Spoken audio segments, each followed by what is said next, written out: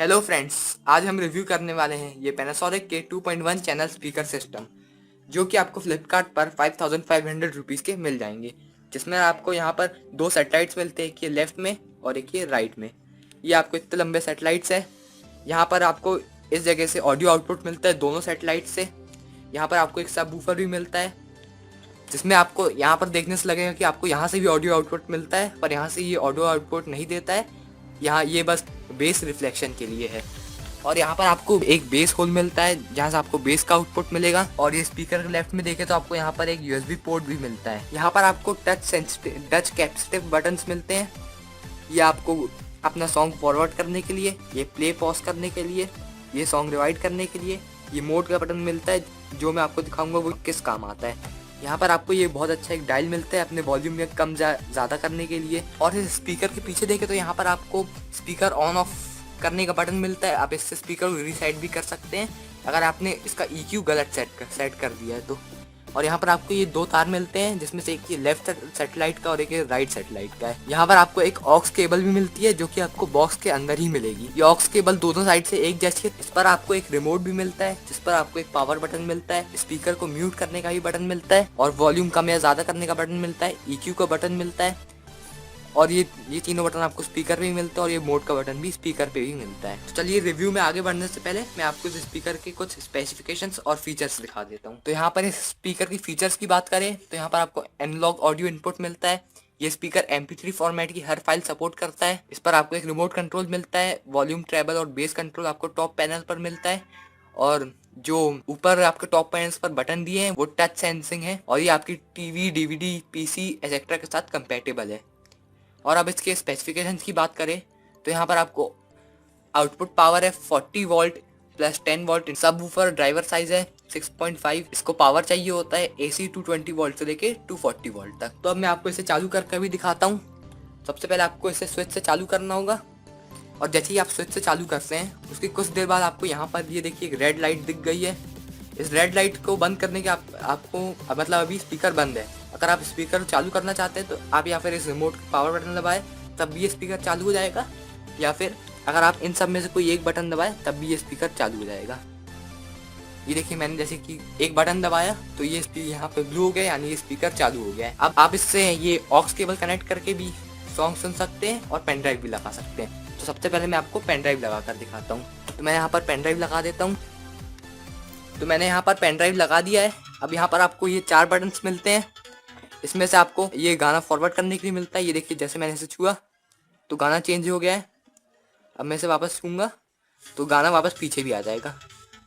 और ये मोड का बटन भी मिलता है। ये देखिए जैसे कि अभी मैं इसको घुमाऊंगा तो ये वॉल्यूम की लाइट जल रही है, यानी अभी ये वॉल्यूम मोड पर है। अभी मैं इसके मोड पर फिर से दबाऊंगा तो यहाँ पर बेस आ गया है। अब मैं इसे कम ज़्यादा करूँगा तो बेस कम ज़्यादा होगा। अब मैं फिर से ये मोड दबाऊंगा तो यहाँ पर ट्रेबल आ गया है। अब मैं इसे ट्रेबल को कम ज़्यादा कर सकता हूँ, और वापस मोड दबाऊंगा तो ये वापस वॉल्यूम पर आ जाएगा। और यहाँ पर ये आपको प्ले पॉज करने के लिए बटन भी मिलता है। अब रिमोट में भी दिखा दूँ मैं आपको, रिमोट में भी आपको वही सब बटन मिलते हैं। अब मैं आपको इसकी साउंड क्वालिटी सुनाता हूँ और EQ से आपको साउंड चेंज करके भी दिखाता हूँ।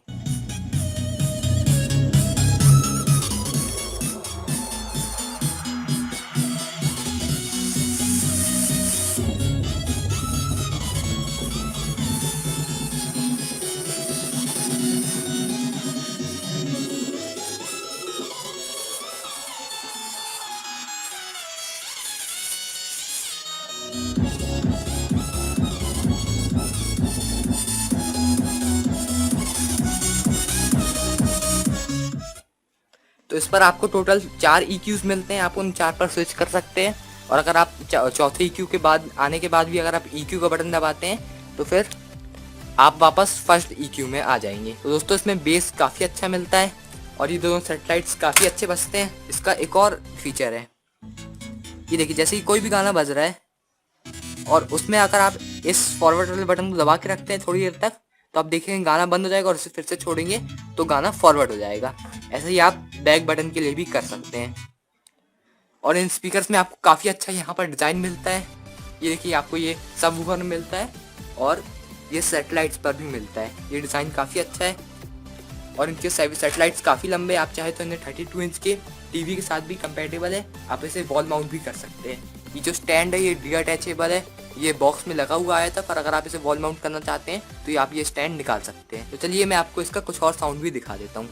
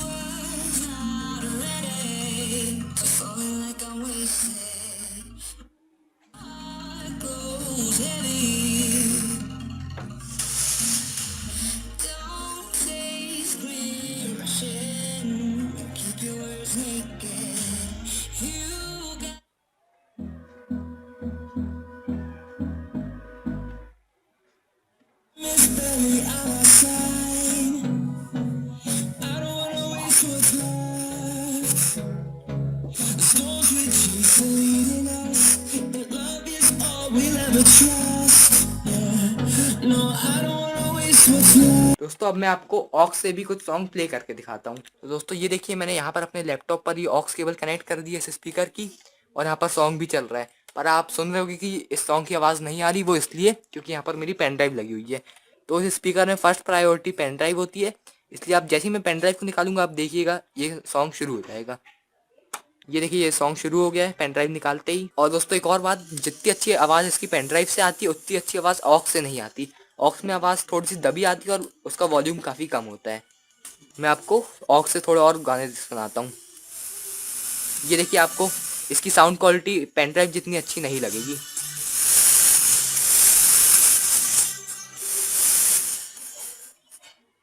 तो दोस्तों बेहतर होगा कि अगर आप इसे पेन ड्राइव लगाकर ही गाने सुने तो ज़्यादा अच्छा होगा, क्योंकि ऑक्स में आवाज़ उतनी ज़्यादा अच्छी नहीं होती है।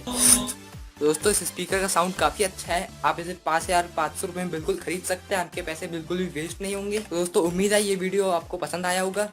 ये मेरा पहला स्पीकर का रिव्यू था, इसलिए आपको कुछ कमी ज़रूर लगी होगी, और आपको जो कमी लगी है वो मुझे ज़रूर बताइए, मैं आपको अगले वीडियो में उसे इम्प्रूव करने की कोशिश करूँगा।